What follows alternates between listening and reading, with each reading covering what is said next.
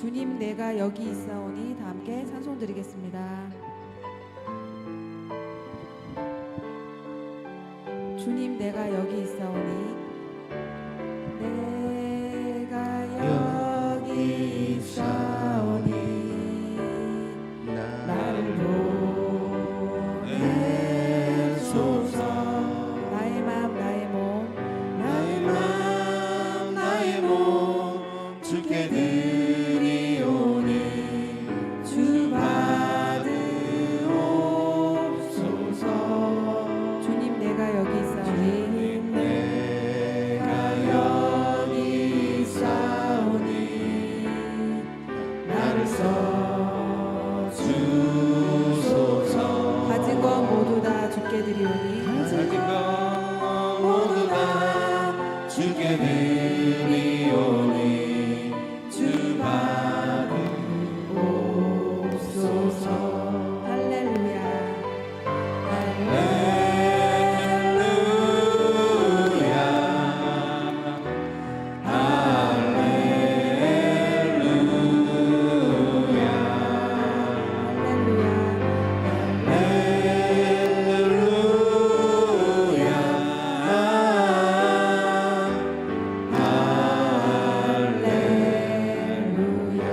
주님 내가 여기 있사오니. 주님 내가 여기 있사오니 나를 보내소서. 나를 보내소서. 나의 마음 나의 몸 주께 드리오니 주 받으옵소서. 주님 내가 여기 있사오니. 주님 내가 여기 있사오니 나를 써주소서. 나를 써주소서. 가진 것 모두 다 가진 것 모두 다 주께 드리오니 주 받으옵소서. 할렐루야. 할렐루야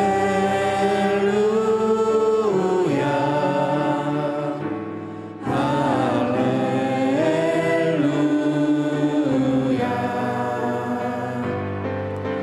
할렐루야.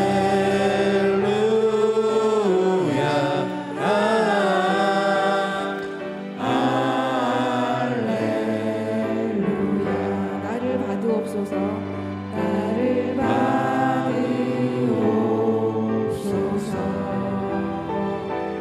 나를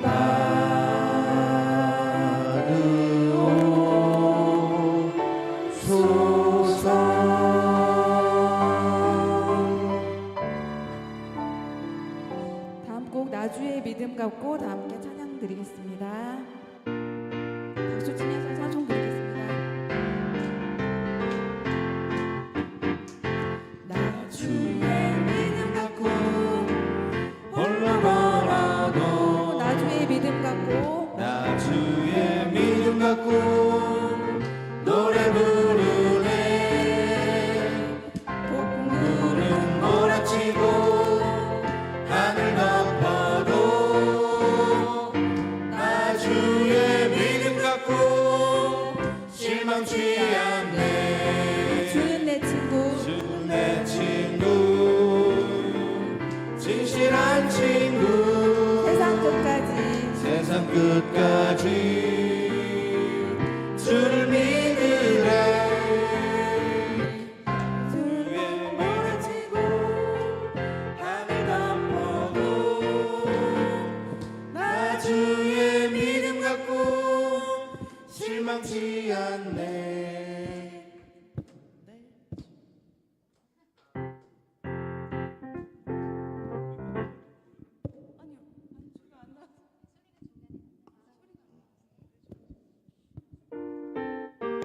다시 할게요.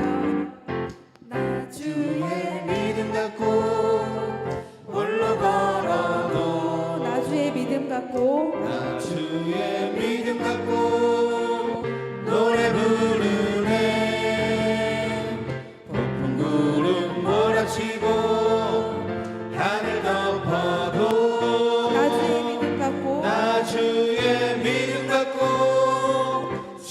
실망치 않네. 주는 내 친구 주는 내 친구, 진실한 친구, 세상 끝까지 주를 믿으리.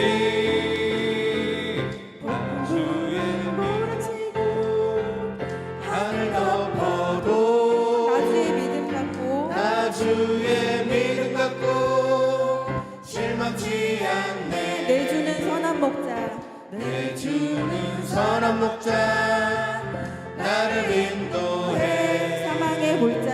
사망의 골짜기로 당일지라도 주님께서 나의 길을 인도하시니 나 주를 따라가리 언제까지나 주는 내 목자 선하신 목자 어디 가든지 함께 하시네. 주님께서 나의 길을 인도하시니 나 주를 따라가리 언제까지나. 나의 등 뒤에서 찬송 부르겠습니다.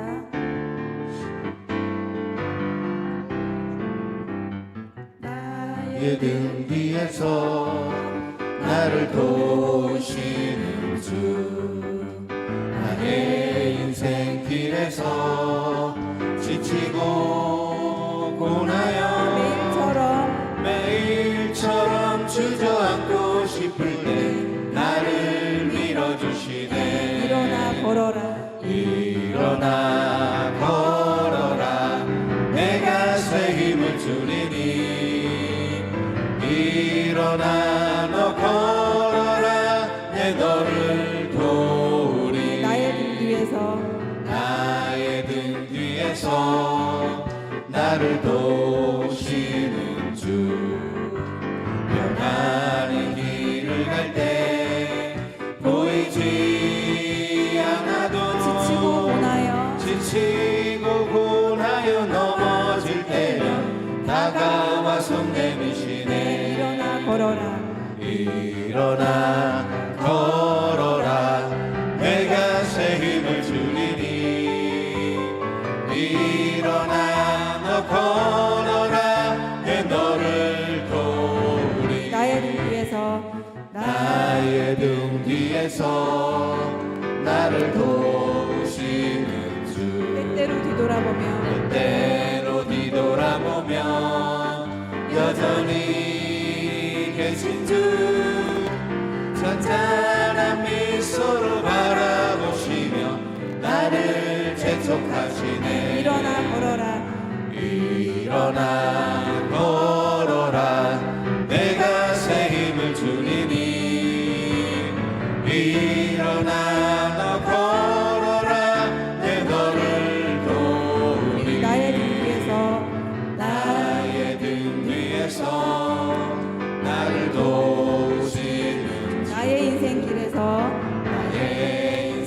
길에서 지치고 고나여 매일처럼 주저앉고 싶을 때 나를 밀어주시네.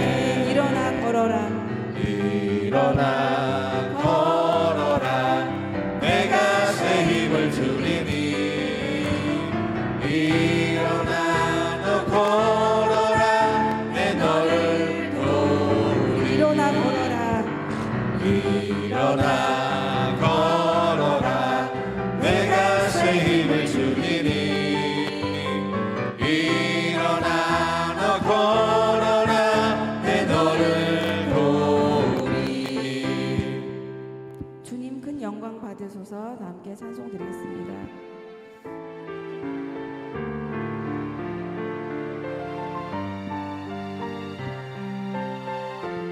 주님 큰 영광 받으소서. 주님 큰 영광 받으소서.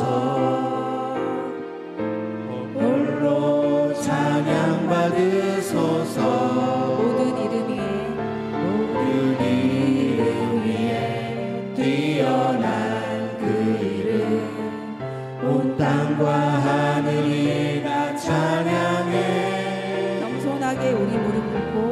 겸손하게 우리 무릎 꿇고 주 이름 앞에 영광 돌리세. 주 이름 앞에 영광 돌리세. 모두 절하세. 독생자 예수 주님께 찬양 드리리. 모든 영광과 존귀와 능력 모든 영광과 존귀와 능력 받으소서. 받으소서. 영광과 존귀와 능력 받으소서. 받으소서. 그리스도 살아계신 하나님 주님 큰 영광 받으소서. 주님 큰 영광 받으소서. 홀로 찬양 받으소서. 모든 이름 위에 뛰어난 그 이름 온 땅과 하늘이 다 찬양해. 겸손하게 우리 무릎 꿇고 겸손하게 우리 무릎 꿇고 주 이름 앞에 영광 돌리세.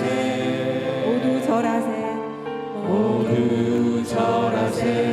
독생자 예수 주님께 찬양 드리리. 모든 영광과 존귀와 능력 받으소서. 받으소서. 영광과 존귀와 능력 영광과 존귀와 능력 받으소서. 받으소서. 그리스도 살아계신 하나님. 묵상하시면서 예배 준비하시겠습니다.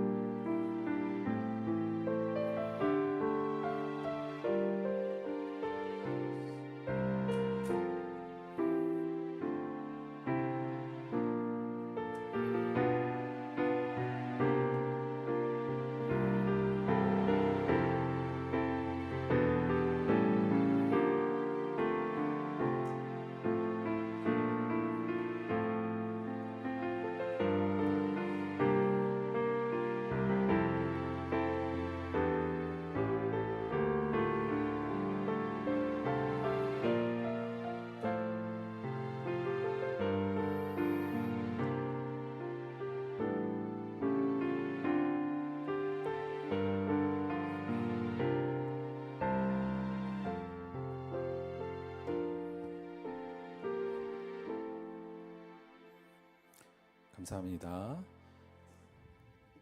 저희가 지금 독감이 많이 유행하나 봐요. 독감 때문에 많이 못 오셨는데 그래서 지금 온라인으로 많이 들어오셨는데 저희가 약간 지금 온라인이 약간 불안해요. 그래서 혹시 우리 온라인 들으신 분 혹시 중간에 끊기면 저희가 바로 끊고 그러니까 예배 끝난 다음에 바로 올려드릴게요. 지금은 괜찮은데 혹시 모르니까 죄송합니다.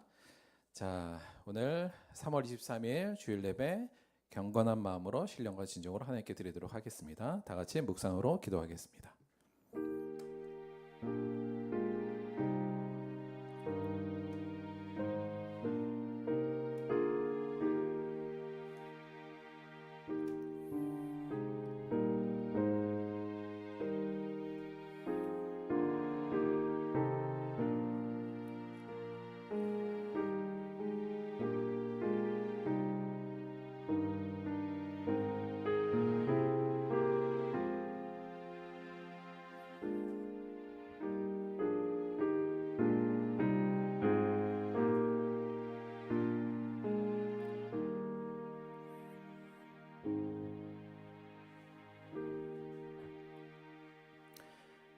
하나님의 사랑이 우리에게 이렇게 나타난 바 되었으니 하나님이 자기의 독생자를 세상에 보내심은 그로 말미암아 우리를 살리려 하심이라. 사랑은 여기 있으니 우리가 하나님을 사랑한 것이 아니요 하나님이 우리를 사랑하사 우리 죄를 속하기 위하여 화목제물로 그 아들을 보내셨습니다.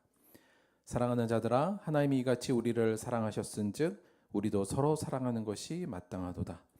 어느 때나 하나님을 본 사람이 없으되 만일 우리가 서로 사랑하면 하나님이 우리 안에 거하시고 그의 사랑이 우리 안에 온전히 이루어지느니라. 아멘. 사도신경으로 신앙 고백 드리겠습니다.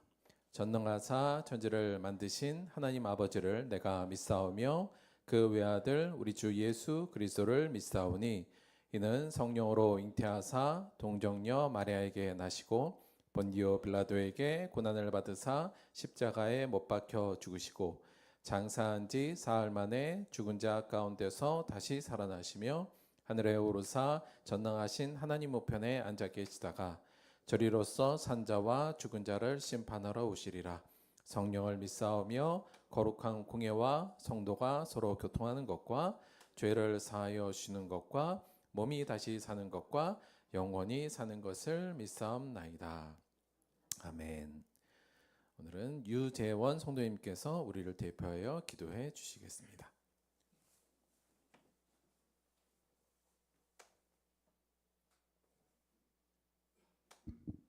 기도드리겠습니다. 모든 것에 처음과 나중 되시는 주님, 우리의 삶을 주님께 맡기며 사는 믿음 주셔서 감사합니다. 세상적으로 살지 않으며 삶 자체로 애버드리는 저희들 되게 하여 주시옵소서. 또 이 나라 이민족을 위해 기도드립니다. 이 나라 이민족을 불쌍히 여겨주시고 이 나라 위정자들을 주관하시어 어려운 경제난을 헤쳐나갈 수 있도록 하여 주시옵소서. 이 나라 위정자들이 주님을 알게 하시고 주님이 보시기에 합당한 정치하게 하여 주시옵소서. 또 이 나라에 이단이 판일칩니다. 그들을 정죄하여 주시고 이 나라가 잘못된 정의로 나아가지 않게 하여 주시옵소서. 주님이 보시기에 합당한 길을 가게 하시고 세계에서 뛰어난 민족 되게 하여 주시옵소서. 또 저희 하루빨리 남가복이 하나 되어 세계에서 뛰어난 민족 나라 되게 하여 주시옵소서. 또 저희 들복교회를 축복하여 주시고 저희들 마음속에 성령이 임하사 이전을 사랑하고 이전을 채우기에 힘쓰는 자들 되게 하여 주시옵소서. 성도님들 간에 서로 사랑하게 하시고 주님만을 사랑하게 하옵소서. 세상에서 삶으로 주님의 사랑을 실천하는 저희 성도님들 되게 하여 주시옵소서. 또 단위에 세우신 저희 김도현 목사님과 그 가정을 축복하여 주시고 목사님이 선포하시는 말씀마다 기적이 행하여지게 하여 주시옵소서.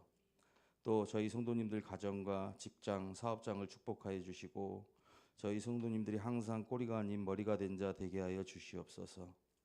2025년도 한 해도 잘 지켜주시고 저희와 함께하여 주시옵소서. 시작하는 시간입니다. 마치는 시간까지 저희와 함께하실 것을 믿사오며 사랑하는 우리 주 예수 그리스도 이름으로 감사히 기도드렸사옵나이다. 아멘.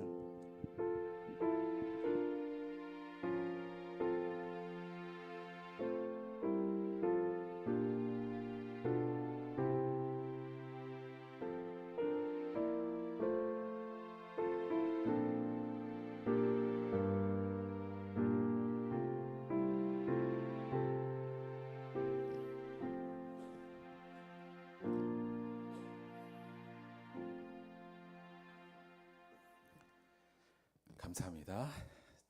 자, 오늘 특별 찬송은 잠깐 준비 좀 할게요. 자, 영훈아.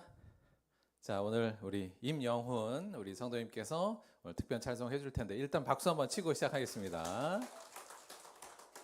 영훈아 마이크 올리고 마이크 한번 해볼까? 그 정도면 될까? 오케이. 자, 오늘 참고로 우리 영훈이는 우리 민혁이 사촌 되겠습니다. 그리고 저희 교회에 어려운 일 있으면 꼭 와서 도와주는 약간 객원 멤버 비슷하긴 한데 오늘 특별 찬송까지 해주시기로 했어요. 자, 나의 하나님 듣도록 하겠습니다.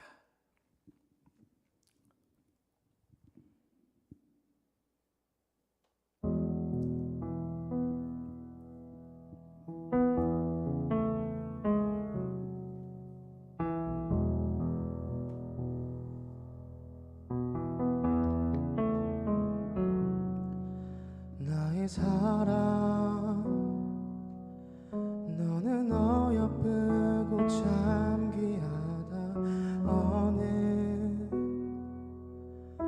보석보다 귀하다.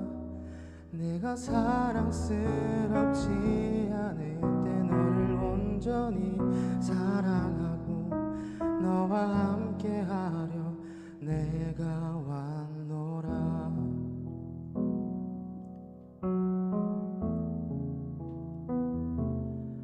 주의 사랑, 이 사랑은 결코 변치 않아. 모든 계절 돌보시네. 푸른 마르고 꽃은 시드나 주의 말씀은 신실해. 실수가 없으신 주만 바라라.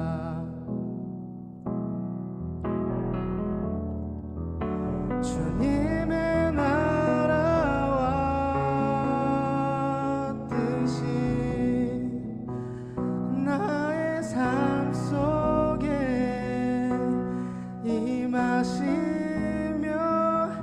주님 알기를 주만 보기를 소망해.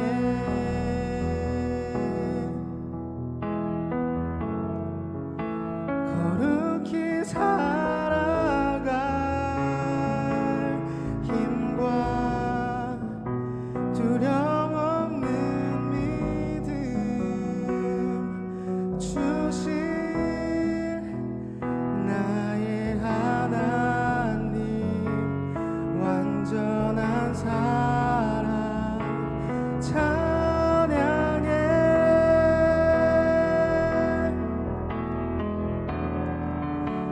찬양하리 만군의 주 영원히 함께 하시네. 존귀하신 사랑의 왕 영원히 함께 하시네. 주님의 나라와 뜻이 나의 삶 속에 임하시며 주님 알기를 주만 보기를 소망해.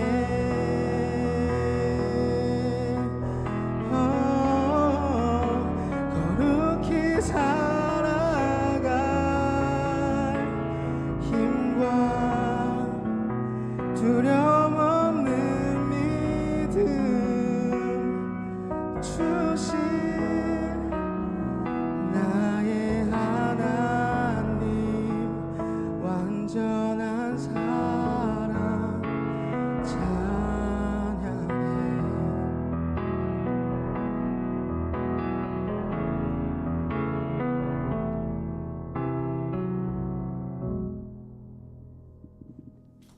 박수.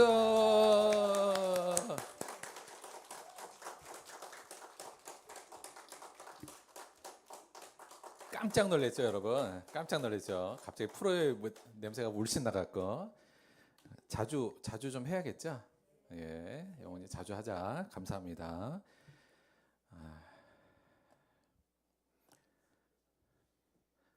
오늘 찬양도 가사도 좋고, 목소리도 너무 좋네요. 잘 들었습니다. 고맙습니다. 자, 오늘 본문 말씀 보도록 하겠습니다. 히브리서 이어서 계속 보도록 할게요. 오늘 말씀은 히브리서 12장 18절에서 29절까지 오늘 보도록 하겠습니다. 신약성경 367페이지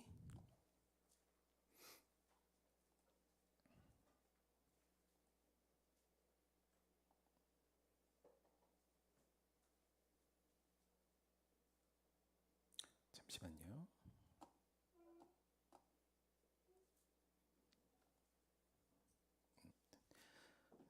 신약성경 367페이지 히브리서 12장 18절부터 29절까지의 말씀입니다. 우리 교독으로 봉독하도록 하겠습니다. 제가 먼저 하겠습니다. 너희는 만질 수 있고 불이 붙는 산과 침침함과 흑암과 폭풍과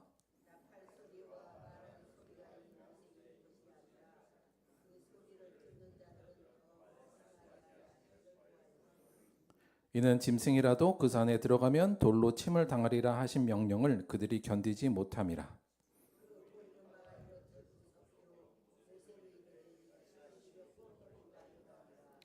그러나 너희가 이른 곳은 시온산과 살아계신 하나님의 도성인 하늘의 예루살렘과 천만 천사와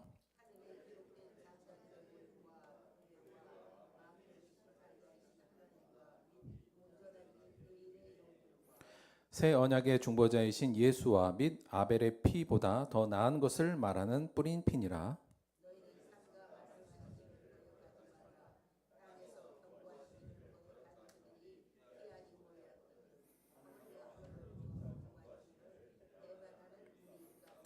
그때에는 그 소리가 땅을 진동하였거니와 이제는 약속하여 이르시되 내가 또 한 번 땅만 아니라 하늘도 진동하리라 하셨느니라.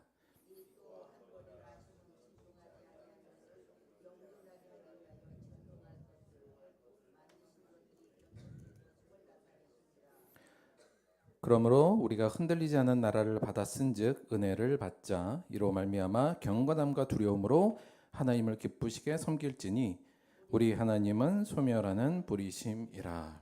아멘.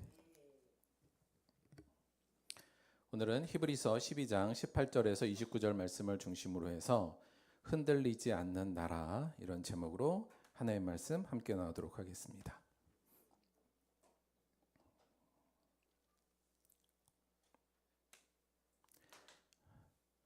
자, 10년 후에 나의 모습을 그려보세요. 10년 후에 나는 어떤 모습일지를 한번 그려보는 거예요. 한번 잠깐 그려보세요. 그림이 좀 그려집니까? 사실 요거는 저희 몇 주 전에 저희 아이들하고 공과하면서 했던 주제이긴 하거든요. 그래서 아이들 보고 10년 후에 자기 모습을 한번 그려보라고 했었어요. 그랬더니 아이들이 그림을 그렸는데 잘 안 보이죠? 제가 잠깐 설명을 드릴게요. 10년 후면 시우는 21살, 지원이하고 효선이 22살, 하은이 23살, 하율이 24살, 예지는 28인가 그래요. 자, 맞나? 27인가? 여하간 죄송합니다. 윤희는 요때 없었어요. 자, 시우는 10년 후에 자기의 모습을 군인 아니면 가수로 적었고요. 그림이 좀 그렇습니다만, 지원이는 의사하고 아이돌 중에 갈등하다가 아이돌 그렸어요. 하은이는 23살에 온 세상을 돌아다니면서 피아노를 치고 있을 거다. 뭐 이런 얘기 썼고요. 또 여러 가지 좀 안 보이지만 거기 뭐 남친 또 누구 콘서트 가기 뭐 이런 거 써 있어요. 하율이도 하율이 모자는 그 학사모예요. 졸업할 때쯤 됐다는 얘기예요. 그리고 보면 뭐 여러 가지가 있는데 거기에 뭐 남자친구 뭐 또 운전면허 그다음에 뭐 이런 거 있고요. 효선이는 판사, 작가, 작곡가 중에 하나 정도 하면서 효선이도 미국 가는 것, 또 운전면허, 뭐 카페 이런 거 써 있고요. 예진이는 이제 직장인으로서 자기의 모습을 그려놨어요. 그리고 잠도 많이 자고 싶다고 썼고 또 근데 아이들 중에 공통적으로 많이 있는 게 잘 안 보이지만 거기 돈 뭉치들이 많아요. 돈 뭉치들. 그래서 야, 니들 왜 이렇게 돈을 다들 그려놨어? 그랬더니 애들이 니들 왜 이렇게 돈이 그렇게 급해? 그랬더니 10년 후면 돈 벌어서 엄마 아빠 용돈 좀 주겠다 그러더라고요. 애들이 뭐 착하긴 하구나 그런 생각을 가졌습니다. 그래서 자기의 10년 후의 모습을 저희가 그려봤고 여러분 10년 후에 아이들이 이게 자기 나름대로 자기가 소망하는 모습의 그림을 그렸잖아요. 여러분도 10년 후에 자신의 모습을 어느 정도 그릴 수도 있을 것 같고요. 그게 10년 후에 그린 대로 우리 아이들이 그린 대로 이게 이루어질까요? 물론 저는 얘들아 너희들이 10년 후에 소망하는 이게 다 이루어졌으면 좋겠어 라고 말은 합니다만 현실적으로 이게 아이들의 삶 속에서 10년 후에 아이들의 이 모습이 그대로 이루어질까? 여러분 어떻게 생각하세요? 이분이 김현철 교수님이란 분인데 이분이 어떠한 강연을 하는 걸 들었는데 그 강연 중에서 이분이 좀 독특한 얘기를 했어요. 뭐라 그랬냐면 인생 성취의 8할은 운이다 이렇게 말한 거예요. 근데 이분이 어떤 이력을 갖고 있냐면 이분이 하여튼 그 의대에 들어가서 의사가 됐다가 바로 경제학을 다시 전공해서 미국에서 컬럼비아대에서 경제학 박사를 받고 코넬대에서 경제학 교수를 하신 분이에요. 그러니까 이런 뭐 이력이나 커리어로는 뭐 거의 최상의 커리어를 갖고 계신 분인데 이분이 경제학자로서 어떤 강연을 하면서 이익 수정을 한 거예요. 인생 성취의 8할은 운이더라. 그러니까 내가 봤더니 자기 삶을 봤더니 그렇다는 거예요. 자기 삶도. 그러니까 이 사람이 처음에 의대 갈 때도 자기가 1년만 더 늦었으면 자기하고 입시가 안 맞는 입시였는데 다행히 한 해 전에 자기가 입시를 볼 수 있게 돼서 다행히 의대를 들어갈 수 있었고 또 경제학 박사로 들어갈 때도 원래 자기가 못 들어갈 수도 있었는데 그때 마침 한국 교수를 좋은 사람을 만나서 어떻게 박사에 들어갈 수 있었고 교수도 코넬대 교수 갈 때도 원래는 자기 자리가 없었는데 거기로 간 교수님이 마침 그때 어디로 가면서 자기를 추천해서 들어가고 뭐 이런 얘기예요. 그러니까 물론 자기가 노력을 열심히 하긴 했습니다만 상당히 많은 부분에서 자기가 이루어 놓은 이 성취가 자기가 돌아봤더니 운이 많았다는 이야기를 하는 거예요. 그러면서 이분이 이 얘기와 함께 어떤 데이터를 통해서 그 부분을 좀 더 강화했는데 무슨 말이냐면 그러니까 태어난 나라가 자기가 어느 나라에 태어난 거에 따라서 평생 소득의 50% 이상을 결정한다는 보도가 있다는 거예요. 뭐 쉽죠. 그러니까 다시 말하면 우리나라에 태어나느냐, 미국에 태어나느냐, 아니면 저 아프리카 어디 나라에 태어냐에 따라서 그 사람의 평생 소득의 50%가 이미 결정난다는 거예요. 쉽게 말하면 일론 머스크가 대한민국에서 태어났으면 지금 그 정도의 성취를 못 이뤘을 거다. 뭐 이런 개념이죠. 아울러서 유전이 교육 연한의 40% 이상을 차지하고 소득의 30% 이상을 일단 결정한다는 거예요. 그러니까 내가 태어나면서부터 어디에서 태어나고 누구한테 태어나냐면서부터 소득의 50%와 교육과 이런 거에 막대한 영향을 미친다는 일종의 데이터가 이미 있다는 거고 실제로 우리의 인생을 보더라도 물론 노력을 해야 운도 따라오지만 어떤 사람은 같은 노력을 했음에도 불구하고 어떤 사람은 잘 되고 어떤 사람은 안 되는 경우들이 너무 많다는 거죠. 그러면서 이 사람이 인생 성취의 8할은 운이더라 이 얘기를 하더라고요. 여러분 어떻게 생각하세요? 물론 약간 이게 논쟁적인 이야기이긴 한데 저는 8할까지는 조금 무리하다 싶긴 하더라도 저도 한 6은 운이 아닌가 이런 생각도 가끔 갖습니다. 제 삶을 돌아봐도 그때 그분이 없었으면 뭐 이런 거 있잖아요. 그때 내가 만약에 이랬으면 뭐 이런 것들이 돌아보면 있어서 저도 이 부분에는 어느 정도 동의를 합니다. 근데 이분이 이 얘기를 한 근본적인 이야기는 그렇기 때문에 성공한 자들도 좀 겸손하자. 네 노력만으로 성공한 건 아니다. 큰 이 운이 있었기 때문이고 또 이 인생에서 성취에 실패한 사람이라 할지라도 그 사람의 노력이 부족한 부분도 물론 있을 수는 있습니다만 그것보다도 불운이 와서 그럴 수도 있는 거지 않느냐. 따라서 성공한 사람들은 겸손하게 그 불운한 사람이 못 가진 것에 대한 책임의식을 좀 가질 필요가 있다. 그러면서 이 경제적으로 사회적으로 어떻게 그 부분을 처리할 건지 사실 이 얘기를 한 거긴 해요.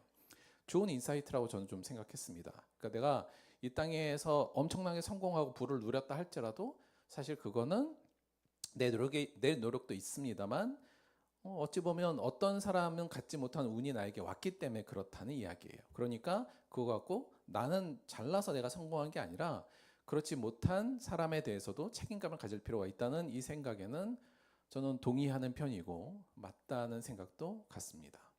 근데 이 이야기, 인생 성취의 8할은 운이다 이 이야기를 살짝 돌리면 우리가 이러한 생각을 또 가질 수 있어요. 뭐냐면 인생을 예측하고 계획하는 것은 사실 큰 의미가 없다는 겁니다.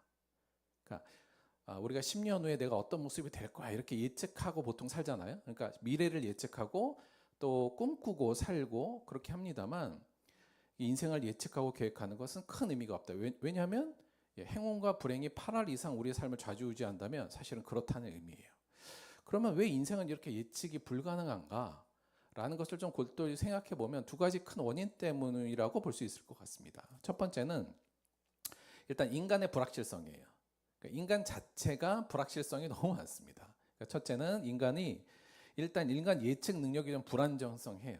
내가 10년 후에 뭔가를 예측할 수 있다는 건 굉장히 많은 데이터와 통찰력이 있어야 되는 건데 보통 우리는 나의 삶에 아주 국한된 내 삶의 기억과 현재의 상태를 기반으로 미래를 예측하잖아요. 사실 예측이 잘 안 맞는다는 거예요. 쉽게 예를 들면 우리 수많은 커플들이 결혼 전에 결혼 후의 삶을 예측하지 못해요. 그렇잖아요. 다들 속았다 그래요. 뭐 결혼 생활이 주변에 없는 것도 아니고 다 지켜보는데 근데 내 결혼 생활은 내가 결혼하면 이런 생활이 펼쳐질 거라는 것은 예측하지 못하고 결혼하는 경우가 대부분이에요. 그래서 많이들 당황하잖아요. 그러니까 사실 인간이 당장 내일도 예측하기 어려운데 10년 후를 제대로 예측한다?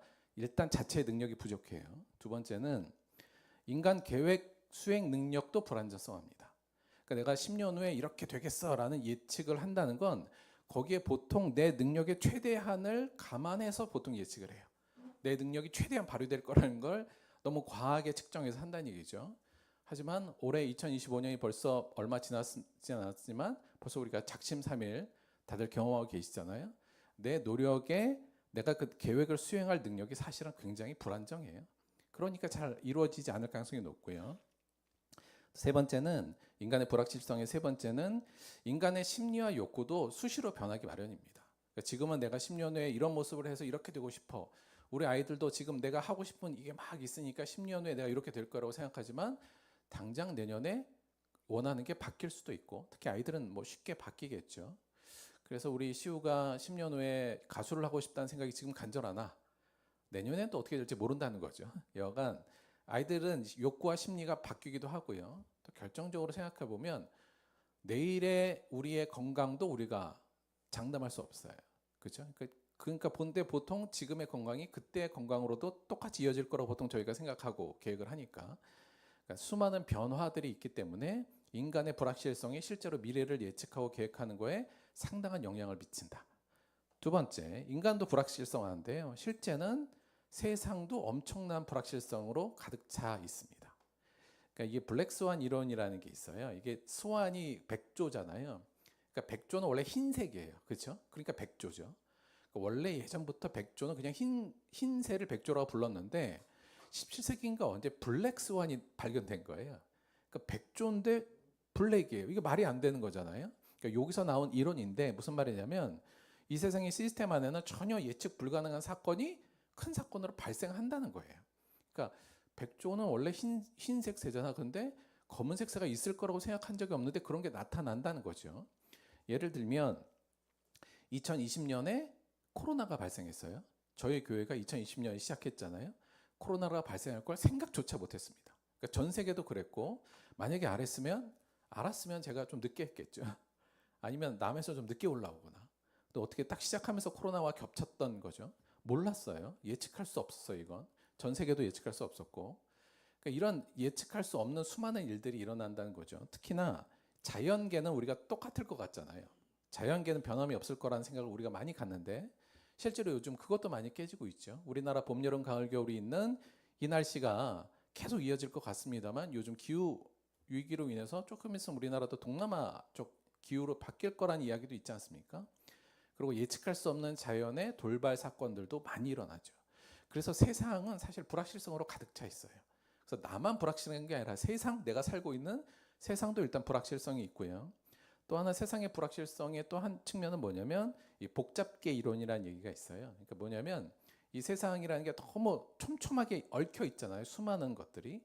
그래서 하나의 뭔가 변수가 발생하면 예측할 수 없게 그냥 연쇄적으로 반응을 일으키면서 수많은 변수가 생긴다는 얘기입니다. 그러니까 그냥 쉽게 예를 들면 내가 오늘 아무 생각 없이 산에 가서 담뱃불을 그냥 던졌는데 그게 산불로 이어져서 그 지역 사회가 전체적으로 큰 어려움을 겪는 경우가 생기죠. 아주 작은 변수가 큰 영향을 미치기도 하고 어느 지도자의 작은 어떤 결정 하나가 그 조직이나 공동체 혹은 그 주변을 완전히 초토화시킨 일도 발생하잖아요. 그러니까 이게 어떤 작은 일들이 어떻게 영향을 미칠지를 모른다는 얘기예요. 그러니까 복잡계 이론이라 이 세상은 그래서 수많은 변수들이 있기 때문에 이게 다 예측하기가 불가능하다는 얘기입니다. 그러니까 나도 불확실성하고 세상도 불확실성이 가득 차니 우리가 10년 후를 아주 장밋빛 전망으로 나는 이렇게 될 것 같아라는 그 전망 자체가 그렇게 큰 의미는 없을 수도 있다는 얘기입니다. 그래서 우리 아이들한테 야, 세상이 이렇게 불확실성이 심하고 너희들도 그런데 10년 후에 너 그렇게 안 될 거야. 이렇게 얘기할 수는 물론 없고 그 아이들의 어떤 그 꿈과 소망을 지지합니다만 전 아이들에게 야, 그래서 너희들 이렇게 되고 싶구나. 10년 후에 너희들이 그렇게 되기 위해서 내가 열심히 기도해 줄게. 라는 말로는 그것이 곧 그 어른으로서 아이들에게 해줄 수 있는 최선의 조언이라고 생각하기는 좀 어렵지 않는가. 오히려 좀 더 실질적으로 얘기한다면 전 아이들에게 이 얘기를 좀 해주고 싶어요. 순진한 장밋빛 전망보다는 저는 회복 탄력성이 중요하다는 얘기를 하고 싶습니다. 회복 탄력성. 이게 뭐냐면 한마디로 정의하면 이거예요. 전혀 예측하지 못한 상황이 발생하여 내 계획과 바람이 틀어지더라도 당황하거나 절망하거나 포기하지 않는 거. 일단 이건데 사실 우리가 보통 여기에서 많이 쓰러집니다. 그러니까 내가 이제 10년 후에 난 가수가 될 거야 막 이러고 있고 노래도 막 연습하고 이러는데 어느 날 갑자기 목이 확 변성기가 와서 목소리가 망한다든가 뭐 이러면 당황하잖아요. 일단 그러니까 변수가 수많은 게 많은데 내가 계획하고 예측한 대로 안 됐을 때 많은 사람들이 일단 당황합니다. 그리고 좌절하기도 하고 또 힘들어하기도 하죠. 그러나 거기에서 절망하거나 포기하는 게 아니라 곧바로 그 상황에 맞게 문제를 해결하고 적응하고 다시 삶의 궤도로 복귀할 수 있는 역량을 회복 탄력성 이렇게 부릅니다. 전 앞으로도 우리 아이들에게 이런 변수가 별로 안 일어났으면 좋긴 하겠어요. 그러나 그렇진 않을 거다. 어떤 변수가 일어날지 누구도 장담하지 못하니 어떤 변수가 내 앞에 나타날지라도 너무 물론 누구나 예상하지 못한 일이 있으면 일단 당황은 하게 됩니다. 그러나 빨리 정신을 차리고 본 궤도로 돌아올 수 있는 회복 탄력성을 우리 아이들이 갖추기를 바랍니다. 그것이 더 아이들에게 어른으로서 제가 조언해주고 또 이끌어줘야 될 방향성이 아닌가 개인적으로 그런 생각을 좀 갖습니다. 자, 그러면 회복 탄력성을 기르려면 대체 어떻게 해야 되느냐? 이에 대해서 많은 사람들이 연구한 결과가 있는데 제가 그냥 크게 4가지로 좀 분류를 해봤어요. 첫째는 일단 심리적인 건강성이 좀 있어야 돼요. 심리적인 건강성. 그래서 첫째는 이겁니다. 방금 말한 것 같이 이런 현실 감각이 좀 있어야 돼요. 그러니까 세상이 이렇고 나도 불확실성이 있고 세상이 불확실하다는 걸 기본적으로 좀 알아야 됩니다. 이걸 인식하고 있어야 돼요. 그래야 이런 게 왔을 때 원래 이런 거야 이렇게 이제 받아들일 수 있죠. 그래서 일단 현실 감각이 있어야 되고요. 그런 상황에서도 긍정적인 마음을 가지고 침착함, 아울러서 상황에 맞게 유연하게 대처할 수 있는 심리적 유연성, 그러니까 어떤 마인드 컨트롤도 여기에 들어갈 수 있겠습니다만 일단 이런 거 심리적인 대비가 좀 되어 있어야 한다. 그냥 나는 잘 될 거야 이렇게 그냥 장밋빛 전망만으로는 그런 변수에 쉽게 대응하지 못하고 이런 심리적인 건강성을 일단 갖춰야 되는 게 첫 번째고요. 두 번째는 실제적인 문제 해결 능력이 좀 있어야 됩니다. 그러니까 내가 문제를 탁 맞아뜨렸을 때 이 문제를 내가 어떻게 해결하지에 대한 방식이 좀 있어야 되는데 이게 조금 뭐랄까 이게 조금 모호해요. 그게 뭐다 이렇게 말하기는 워낙에는 우리 아이들이 작은 변수들을 좀 자주 만나고 그것들 안에서 스스로 해결할 수 있는 방식을 경험을 통해서 그 노하우가 좀 쌓여야 되지 않겠는가라는 생각을 갖습니다. 다른 의미로 말하면 부모들이 우리 자식들이 좀 작은 문제를 만났을 때 스스로 해결할 수 있도록 좀 놔둬야 되거든요. 근데 이제 우리는 일단 무조건 해결해 주려고 하잖아요. 그래서 저희 세대나 저희 윗세대는 사실은 부모가 바빠서 아이들을 잘 못 돌봤잖아요. 그러니까 나름 스스로 문제 해결력이 좀 있는데 제가 볼 때 요즘 세대들은 워낙 아이들이 귀하니까 다 해줘 봐요 부모들이. 그러니까 아이들이 문제 해결 능력이 이게 제가 꼰대인가? 하여튼 조금 떨어진 느낌이 있는 것도 사실이지 않나 그런 생각도 갖습니다. 그래서 또 너무 큰 문제 만나기 전에 좀 작은 변수부터 자기가 문제를 해결할 수 있는 것들을 좀 더 훈련시키는 게 좀 필요하지 않겠나 이 부분도 좀 생각이 들고요. 세 번째는 이건 학자들이 많이 강조하는 부분인데 뭐가 있어야 되냐면 사회적 지원망이 좀 있어야 된다 그럽니다. 그러니까 내가 내 계획하고 계획이 갑자기 틀어져 버리고 내가 상상하지 못한 일이 내 앞에 펼쳐졌을 때 그럼에도 불구하고 나를 지지해주고 나를 품어줄 수 있는 지지 그룹들이 있을 때 회복 탄력성이 많이 나온대요. 쉽게 이해할 수 있을 것 같아요. 그래서 특히나 이제 나를 지지해주는 가족의 건강성, 아울러서 좋은 친구들 그런 친구들이 있으면 좋고요. 전 개인적으로 교회가 그 역할을 하면 제일 좋지 않나. 그래서 비록 내가 실수하고 실패해서 돌아온다 할지라도 여전히 비난하는 것이 아니라 지지해주고 아 괜찮아 할 수 있어 이렇게 할 수 있는 사회적 지원망이 있는 거 매우 중요하다는 얘기를 하더라고요. 회복 탄력성에서는 중요하다는 얘기를 하고요. 그래서 그런 지원망을 갖추는 게 중요하고 네 번째는 신체적 건강입니다. 일단 체력이 있고 건강해야 이것도 가능하다는 거예요. 그러니까 우리가 심리와 체력이 사실은 굉장히 연결돼 있잖아요. 그래서 평소에 체력 관리도 잘하고 건강을 해야 그런 일이 닥쳤을 때도 심리적으로뿐만 아니라 잘 회복을 하는 데 있어서의 체력도 중요하다. 이런 정도의 네 가지가 필요하다고 얘기합니다. 맞는 것 같아요. 이런 것들을 잘 갖춰서 우리 아이들이 앞으로 세상을 살아가면서 수많은 불확실성을 만났을 때 저는 빨리 애들이 회복하고 다시 탄력적 있게 원래의 삶의 궤도로 돌아올 수 있는 좀 건강하고 좀 능력 있는 아이들이 되기를 바랍니다. 자, 근데 사실 이것도 굉장히 변수가 많아요. 그러니까 무슨 말이에요? 이것도 불확실성이 많습니다. 뭐 어떤 거냐면 심리적 건강성도 좋을 때가 있고 나쁠 때가 있고요. 문제 해결 능력도 할 수 있는 게 있고 없을 때가 있고 사회적 지원망도 없을 수도 있고요. 그러니까 이것들도 사실은 내가 이걸 키운다 할지라도 이 부분도 사실은 굉장히 좀 불확실성이 많다는 거죠. 진정 회복 탄력성을 가지려면 그리고 그것이 정말 중요하게 우리 안에 머무르려면 제가 볼 때는 이 근본은 오히려 이런 것도 중요하지만 전 이거라고 생각합니다. 회복 탄력성의 근간은 결코 흔들리지 않는 기반이 있어야 되는 거예요. 그러니까 세상도 다 흔들리고 나도 흔들릴 때 내가 지지하고 믿었던 사람들도 다 흔들리고요. 사실은 나도 흔들리고요. 세상도 다 흔들리거든요. 그때 흔들리지 않는 무언가가 나에게 있을 때 모든 게 흔들릴지라도 결코 흔들리지 않는 기반이 있을 때 우리는 회복할 수 있고 곧바로 돌아갈 수 있다는 얘기입니다. 기독교에서는 이 결코 흔들리지 않는 기반을 다른 의미로 아니 다른 용어로 이렇게 얘기해요. 은혜 이렇게 얘기합니다. 조금 더 자세히 한번 설명해 볼게요. 자, 오늘 본문이 읽으면서도 뭔 말인지 잘 모르시겠죠. 이게 되게 좀 어려웠어요. 읽으면서도 갑자기 막 뭐 침침하고 뭐가 뭐 흑암이 나오고 막 여러 가지 얘기가 나와서 지난주 말씀하고도 연결성이 좀 없어지는 것 같고 그래서 조금 어려우실 수 있을 것 같아요. 조금만 그냥 쉽게 풀어볼게요. 그래서 일단 보면 18절 너희는 주어예요. 너희는이 나오는데 19절 보면 잃은 것이 아니라 이렇게 됐어요. 어디에 잃은 거예요? 가다, 컴이란 의미로 너희는 어디에 잃은 것이 아니라 22절 너희가 잃은 곳은 시온산이다. 지금 이 얘기예요. 큰 전체적인 얘기는 한마디로 말하면 너희는 신의 산이 아니라 시온산에 잃은 자들이야. 이 얘기가 지금 큰 주제입니다. 그러니까 좀 얘기가 좀 어려웠죠. 그래서 지금 이 히브리서 여기에서는 신의 산과 시온산 두 가지를 지금 구별하면서 이야기를 하고 있어요. 자, 잠깐 요 얘기를 정리하면 신의 산은 어떤 의미를 갖고 있냐면 그러니까 야 너희들 예수 그리스도를 믿는 사람들은 너희들은 신의 산에 간 사람이 아니라 너희들은 시온산에 간 사람인 걸 기억해야 돼. 지금 이거예요. 신의 산은 뭘 의미하냐면 우리가 잘 알다시피 신의 산은 율법을 받았잖아요. 그러니까 율법을 상징하는 게 신의 산이고요. 여기서는 땅을 상징하기도 해요.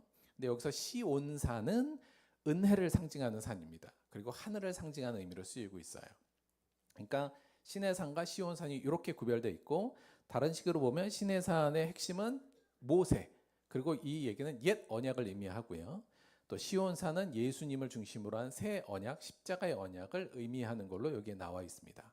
근데 신의 산의 근본적인 어떤 그 분위기는 뭐라고 되어 있냐면 두려움과 공포로 지금 가득 차 있는 모습을 보이고 있어요. 보면 뭐 침침하고 흑암이 나타나고 사람들이 두려워 모세까지도 두려워했다 이렇게 되어 있죠. 그런데 이 시온산을 묘사하는 부분에 있어서는 이 평안하고 영광이 가득 찬 모습으로 있습니다. 천만 천사가 있고 막 이런 모습으로 지금 그려지고 있어요. 그리고 한마디로 말하면 지금 여기가 근본적으로 히브리서는 유대인을 대상으로 했다고 말씀을 드렸잖아요. 그러니까 유대인이 전에는 어떤 사람들이에요? 신의 산을 지지 기반으로 율법을 지지 기반으로 살았던 사람들인데 지금은 예수 시온산을 기반으로 지금 사는 사람으로 바뀐 거잖아요. 근데 사람들이 지금 어떻게 해요? 이걸 버리고 과거로 지금 돌아가려는 상황이라는 말씀을 드렸어요. 그래서 뭐라 그랬냐면 야 너희들이 신의 산에는 전에 있던 곳인데 지금은 어디 있냐면 너희들이 있는 곳이 시온산이야. 이 얘기를 하면서 근본적으로 무슨 얘기를 하고 싶냐면 야 신의 산은 흔들리는 곳이야 이겁니다. 하나님께서 맨 마지막에 진동으로 온 세상을 심판하실 건데 신의 산에 이른 자들은 다 흔들려. 왜요? 여러분, 신의 산은 내가 율법을 지켜야 되잖아요. 이게 핵심인데 내가 불확실성이 있고 흔들리잖아요, 원래.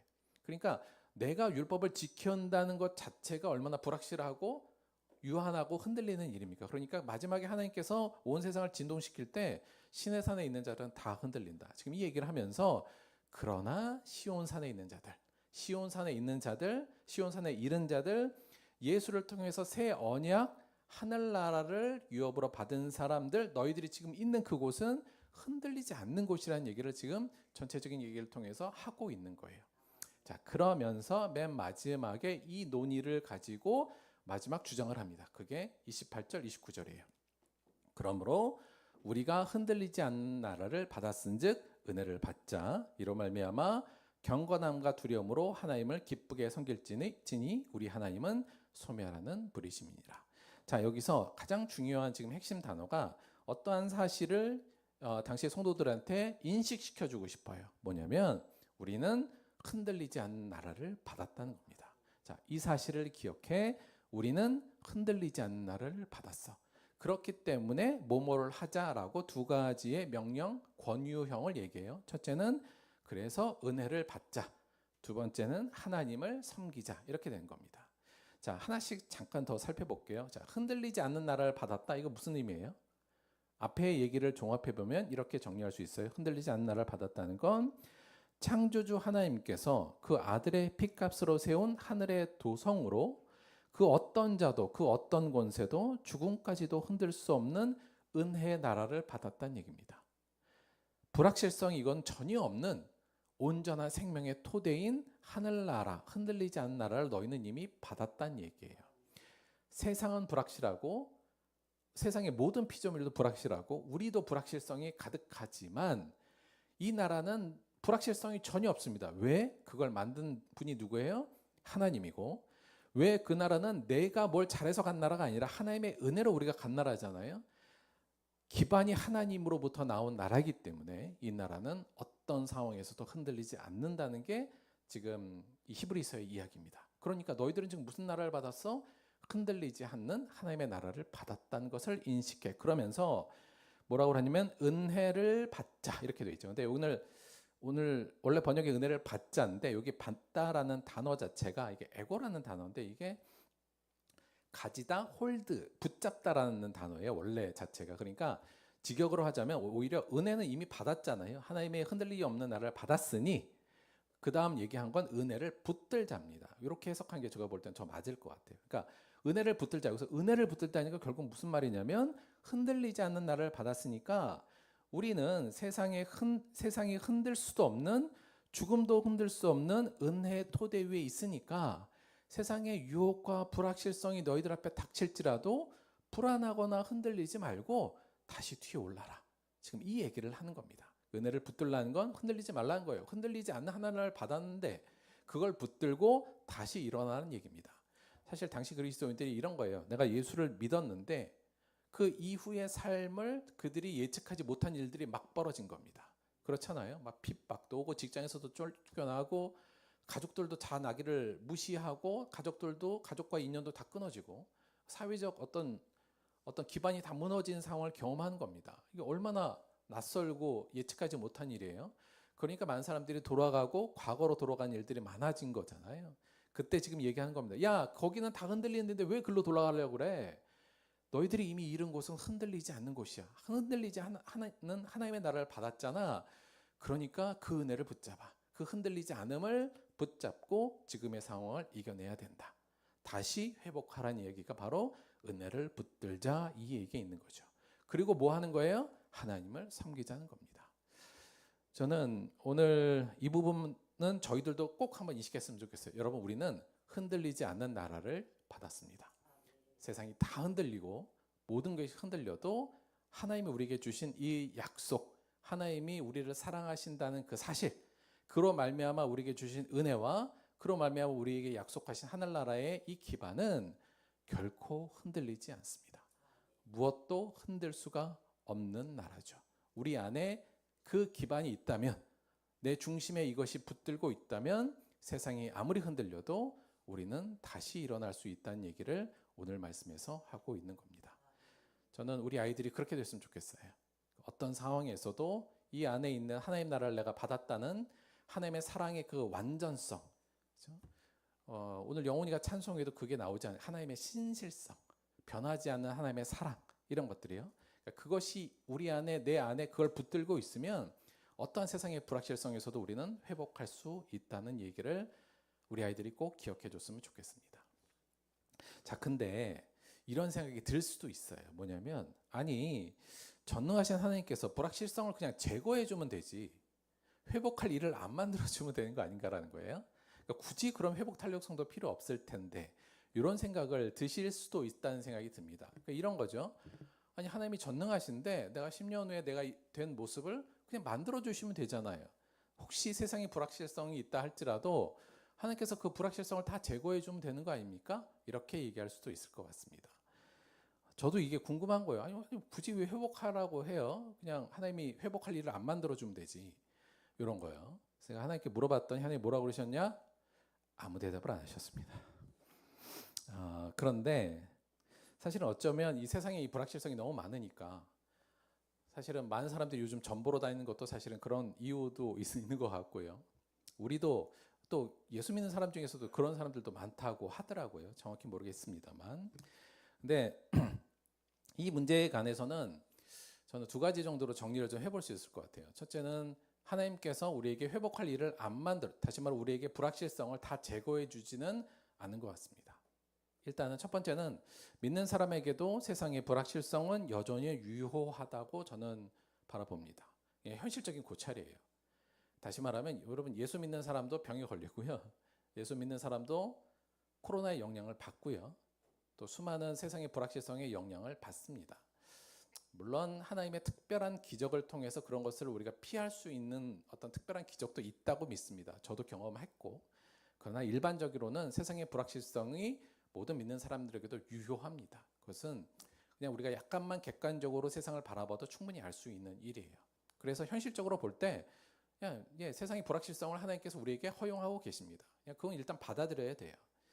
두 번째, 현실적인 고찰도 그렇습니다만, 두 번째, 성경의 하나님의 사람들은 하나님께서 그 사람들의 세상의 불확실성을 다 제거해 준 사람들이 아니라 오히려 불확실성에서도 흔들린 세상 속에서 흔들리지 않는 하나님의 약속을 붙잡고 이겨내므로, 그리고 그 이겨내는 과정에서 하나님을 경험하고 하나님의 도움을 받으면서 믿음의 역사를 써 내려갔던 사람들입니다. 그래서 성경적 고찰로 봐도 하나님께서 모든 불확실성을 제거해 주면서 우리의 삶을 만사형통으로 이끌어주는 일은 거의 없었어요. 제가 아예 없었다고 보는 게 맞을 것 같습니다. 여러분, 아벨은 하나님이 기뻐하시는 제사를 드렸는데 형한테 맞아 죽습니다. 예측이나 했던 일입니까 이게? 예측 불가능한 일이죠. 여러분, 생각해 보면 이런 거예요. 여러분, 아브라함에게 하나님께서 약속을 주셨잖아요. 뭐라는 약속을 주셨냐면, 내가 지시할 떠나라. 그리고 내가 지시할 땅으로 가고 내가 거기를 중심으로 해서 너를 세 개의 민족, 대제사장의 민족을 만들어 줄게. 이 약속을 받지 않습니까? 근데 그 땅에 가니까, 가나안 땅에 가서 무슨 일이 벌어졌냐? 기근이 일어났어요. 먹을 게 없어갖고 굶어 죽게 생겼습니다. 아니, 하나님, 이게 말이 되는 일입니까? 하나님이 약속을 따라왔는데, 그런데 기근이 일어나서 이집트로 내려가잖아요. 아울러서 그 자녀를 받는다는 약속을 들었는데 그가 이삭을 얻기까지 몇 년이 걸려요? 25년이 걸립니다. 이게 그쵸? 이게 예상을 못했죠. 그런데 그 100세에 얻은 아들을 하나님께서 뭐라고 그러셨어요? 제단에 바치라 그랬어요. 이건 예상이 가능했겠습니까? 불확실성이 많은 수많은 것들이 아브라함에게 닥쳤을 때, 아브라함은 그러나 그 약속을 믿고 적응하면서 쓰러지지 않고 살아갔던 사람이지, 그에게 불확실적인 것이 안 일어난 사람이 아니라는 것을 기억해야 됩니다. 여러분, 요셉은 보세요. 요셉도 마찬가지인데 하늘로부터 계시의 꿈을 받잖아요. 다들 형들 절하는 꿈, 뭔가 하나님이 일을 통해서 뭘 일하시겠다는 계시 아니겠습니까? 그런데 그에게 예상치 못한 일이 또 일어나죠. 뭐예요?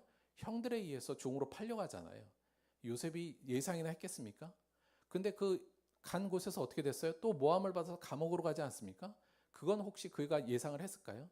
전혀 예상하지 못한 일이 벌어졌으나 그는 그 하나님이 주신 계시의 꿈을 따라서 여전히 하나님을 신뢰하며 살아가면서 나중에 하나님의 역사를 이루죠.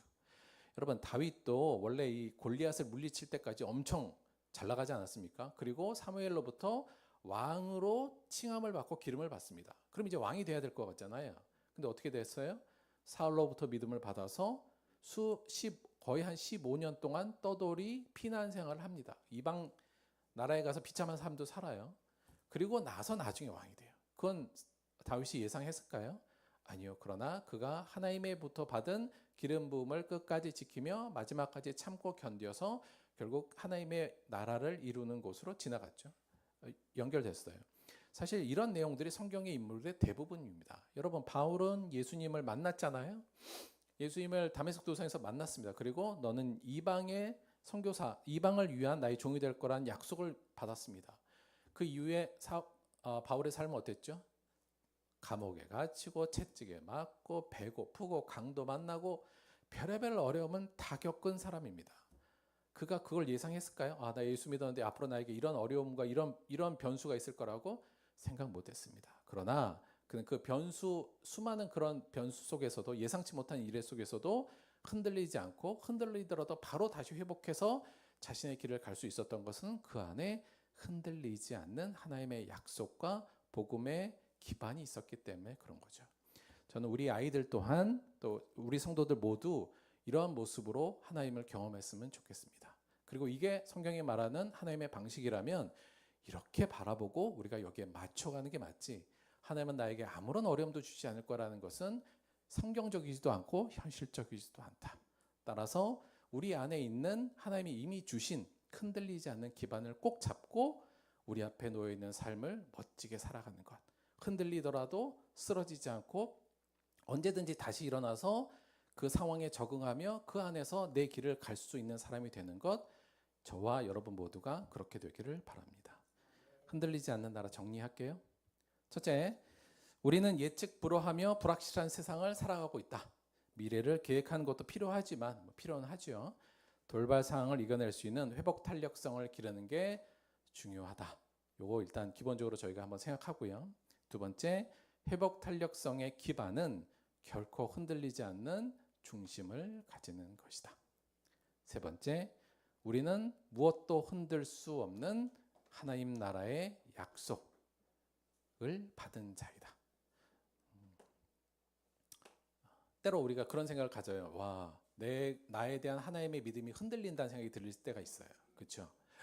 예전에 내가 하나님을 정말 열심히 섬겼는데 요즘 봤더니 열심히 섬긴 것 같지도 않고, 나에 대한 하나님의 사랑이 내가 볼 때도 막 흔들리고 내가 볼 때도 불안해요. 그럼 우리가 되게 불안에 떨잖아요. 그렇죠? 그런데 거기서 떨지 않을 만한 이유는 뭐예요?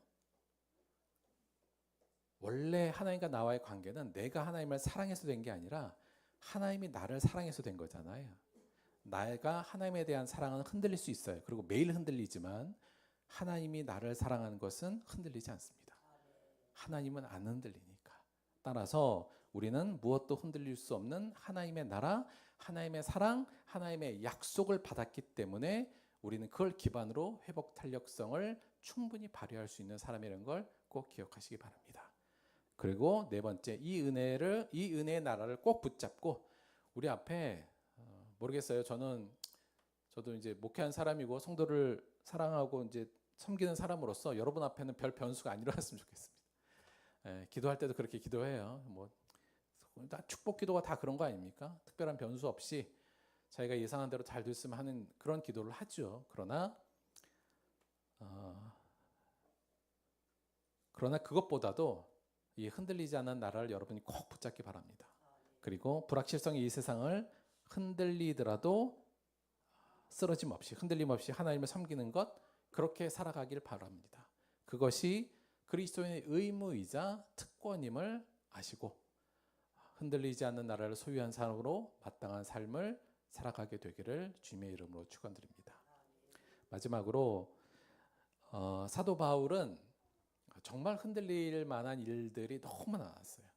그러니까 대내외적으로, 육체적으로도 그렇고 그는 내적으로도 흔들릴 만한 일이 많았습니다. 배신도 당하고 별의별 일이 많았죠.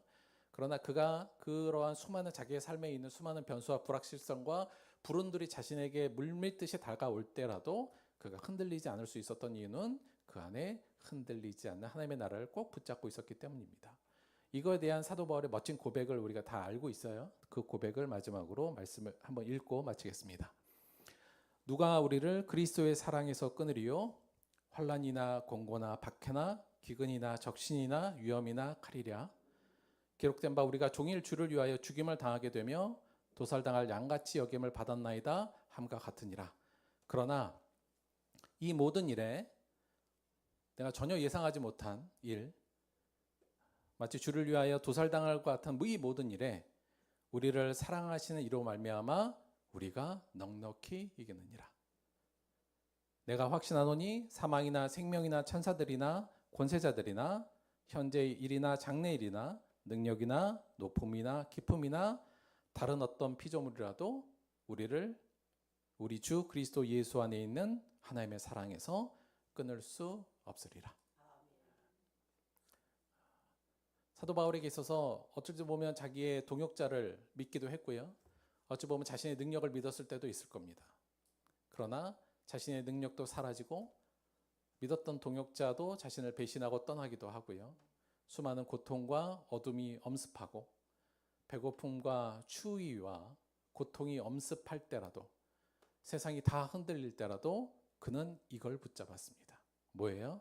우리를 사랑하시는 이 하나님이 나를 사랑하는 건 그 사랑은 전혀 흔들리지 않는다. 무엇도 그 사랑을 나에게서 끊을 수 없다. 따라서 하나님께 나에게 약속하신 그 나라는 나에겐 영원하며 흔들리지 않는 나라다. 그 나라를 붙들고 그는 그 앞에 놓여 있는 현실 앞에서 감사로 하나님의 길을 묵묵히 걸어나갈 수 있었던 겁니다.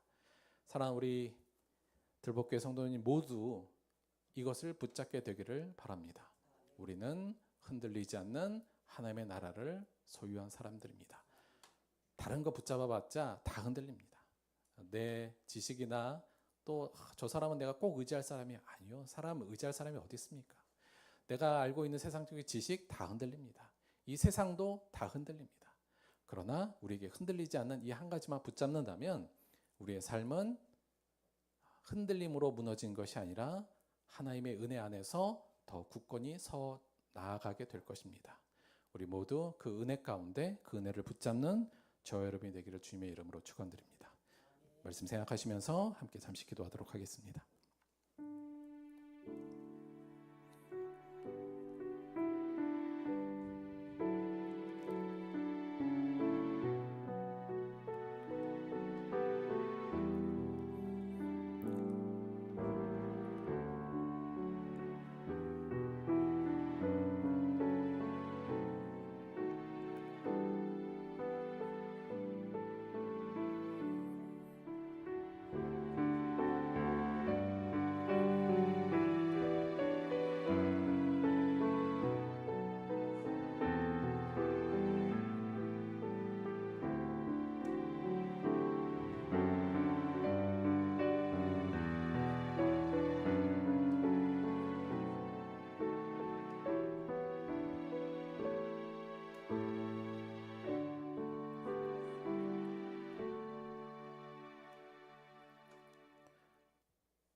하나님, 우리는 우리의 믿음의 강도를 믿는 것이 아니라 하나님이 우리를 사랑하신 그 완전성을 믿음으로 삼고 살아가고 있습니다.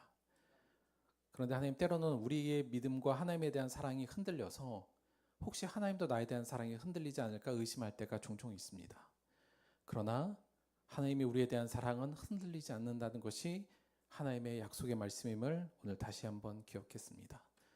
우리에게 주신 이 나라는 비록 내가 흔들릴지라도 흔들리지 않으며 세상이 흔들수록도 없는 온전한 하나님의 약속이요 사랑이요 하나님의 나라임을 믿습니다.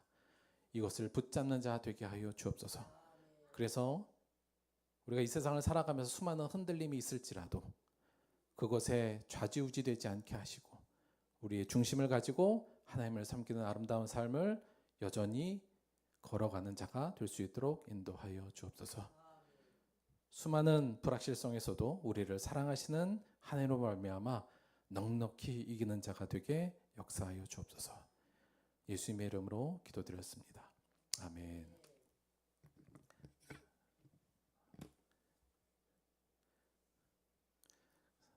애들이 10년 후에 그럼 목사님 뭐 할 거냐고 물어봐서 10년 후에 나는 은퇴했으면 좋겠어 이랬더니 하은이가 10년 후에도 저는 이 교회 다닐 텐데 은퇴하면 안 돼요. 그래서 약간 위로를 받았습니다만 그렇게 될지 안 될지 모르죠. 언젠가 말씀드렸습니다만 10년 후는 생각도 하지도 않고요. 저는 올해까지만 목회한다는 생각으로 좀 하고 있다. 그 말씀 한번 다시 드리고 어떻게 될지 모르잖아요. 여간 그래서 제가 약간 제 생각할 때 제가 조금 급박하지 않냐 이런 모든 게 약간 급박하다는 느낌을 좀 갖는데 그러니까 제가 뭐 10년, 20년 할 것 같다 그러면 계획을 길게라도 세울 텐데 올해 끝나는 거 아니야? 약간 이런 생각이 좀 있어서 조금 급박하다는 거 그건 또 따로 말씀 좀 드립니다. 자, 광고 지난주에 우리 지우 그 첫 돌 그 편지 그거 오늘 뒤에 있으니까 안 쓰신 분들은 오늘 써주시고 지난주에 가져가셨던 분은 그거 꼭 내주시기 바랍니다. 헌금을 위해서 기도하고 주기도문으로 예배 마치도록 하겠습니다. 기도하겠습니다.